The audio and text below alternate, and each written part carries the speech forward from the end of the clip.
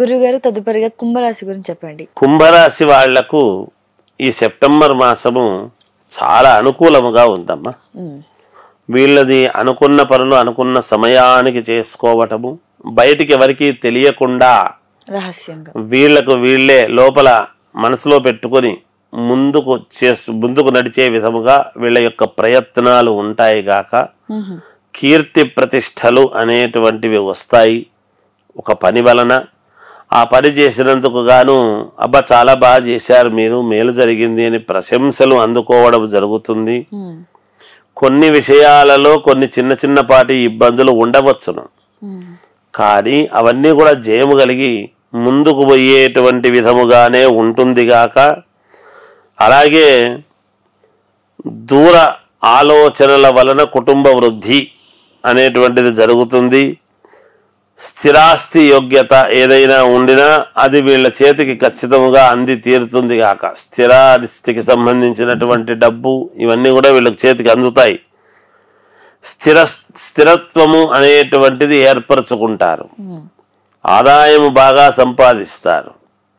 అలాగే కుటుంబ సౌఖ్యం అంతా కూడా కుటుంబం అంతా అనుకూలముగా ఉండి మేలు జరిగే విధముగా చూసుకుంటారు గాక.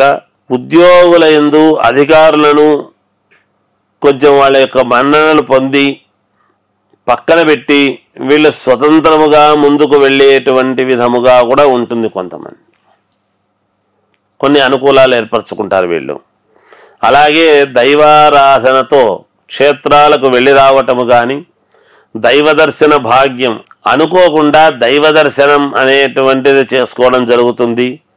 దేవుడు ఎదురు రావటము, వీళ్ళు వేరే పని మీద పోతే భగవంతుడు ఎదురైనాడు, మనకు ఆశీర్వచనము మేలు జరిగింది అని సంతోషముగా అనుకోవటము, పుణ్యక్షేత్రాలకు వెళ్ళటము, అక్కడ స్నాన సంధ్యానుష్ఠానం చేసుకోవటము, దైవ దర్శనం చేసుకోవటము, నాకు పుణ్యం కలిగింది అనేటువంటి భావనతో తిరిగి వెళ్ళి రావటము, ఇలాంటివన్నీ కూడా జరుగుతూ ఉంటాయి.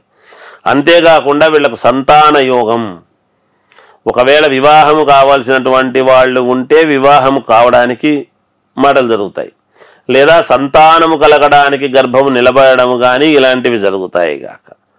ఏది ఏమైనా అలాగే కీర్తి సంభవిస్తుంది.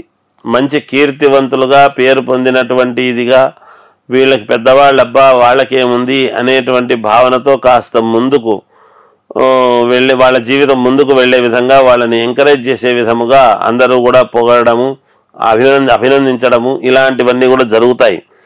అలాగే కొంత ధన నష్టము కలుగుతుంది. అంటే ఏదో దానికి ఖర్చు పెట్టడం చేయటము అవన్నీ అవసరమే కదా, అలా కొంచెం ఖర్చు పెట్టుకోగలుగుతారు.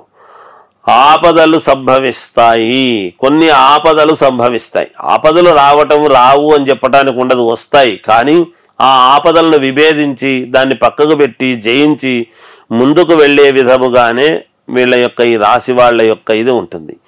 ఏది ఏమైనా వీళ్లను కొంతమంది ప్రముఖులు గుర్తించడము, వీళ్ళను పిలవటము, వీళ్లకు సన్మానాలు లాంటివి చేయటము ఇవన్నీ కూడా జరుగుతాయి. అంటే ప్రజలలో ఎప్పుడైతే పడతారో ఖచ్చితంగా ప్రజల నుంచి వీళ్ళ మీదకు దృష్టి పడి వీళ్ళకు బాగా మెరుగైనటువంటి విధముగా జీవితము ఉండబోతూ ఉన్నది. అలాగే కొన్ని విషయాలలో కార్య విఘ్నాలు కలుగుతాయి. ఒక కార్యం చేస్తున్నాము అంటే కాస్త దానికి ఈ చిన్న ఇబ్బంది కలగడం సహజం. ఒక పని చేస్తున్నాము అన్నప్పుడు ఆ ఇబ్బంది కలగకుండా, అంటే విఘ్నాలు కలగకుండా, కార్య విఘ్నం అనేటువంటిది లేకుండా, ఎటువంటి విఘ్నాలు లేకుండా నిర్విఘ్నంగా సాగటానికి గణపతిని ఎప్పుడైనా కూడా చేసుకుంటారు.